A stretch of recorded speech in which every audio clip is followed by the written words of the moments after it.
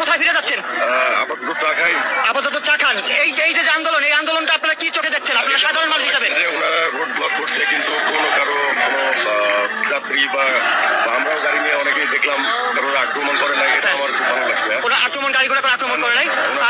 তাহলে আপনি সাধারণ মানুষ হিসেবে তাদের আন্দোলন কি যুক্তি না অযৌক্তিক সেটা একটু বলবেন? আপনি সাধারণ করতেই পারে, যে কেউ করতে পারে। যে কেউ। আপনার বাসা কোথায়? আমার বাসা হচ্ছে মাগুরা জেলায়। তাহলে একটু চা খাবেন, তারপর যদি সময় যদি যেতে পারেন তাহলে যাবে। তো আমি রেসপেক্ট করি তাদের, যেহেতু তারা ব্লক করছে এবং নর্মালি আমরা দেখি এর আগেও যথেষ্ট দেখছি কথায় বার্তা নাই, গাড়ি ভাঙছে, ইভেন তো প্যাসেঞ্জার আক্রমণ করছে, আগুন ধরাইছে, তো সেরকম কোনো সিস্টেম আমি দেখি নাই এবং আমার এটা ভালো লাগছে। ভালো লাগছে, থ্যাংক ইউ। দর্শক, এখান থেকে কিন্তু আজকে তিনি ঢাকা যাওয়ার জন্য রওনা দিয়েছেন, মাগুরা থেকে এসেছিলেন, তিনি কিন্তু যেতে পারলেন না। অর্থাৎ তিনি বলেছেন যে তাদের আন্দোলন কিন্তু ভালো লেগেছে।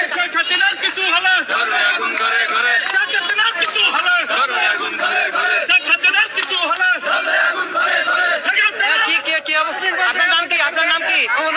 বাসা কোথায় আপনার? সুহাদি। কতদিন পর্যন্ত চলবে? যতদিন পর্যন্ত অবৈধ সরকার থাকবে ততদিন আমাদের আন্দোলন থাকবে। দর্শক, আপনাদের যদি একটু দেখানোর চেষ্টা করি যে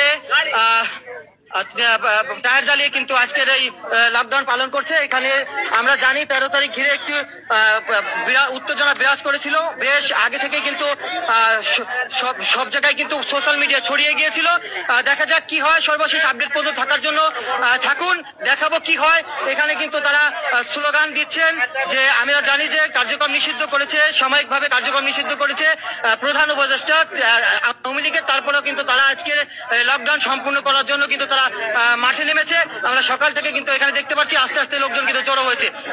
দর্শক, আপনাদের কিন্তু দেখানোর চেষ্টা করি, দেখতে পাচ্ছেন যে আস্তে আস্তে কিন্তু লোকজন আসছে।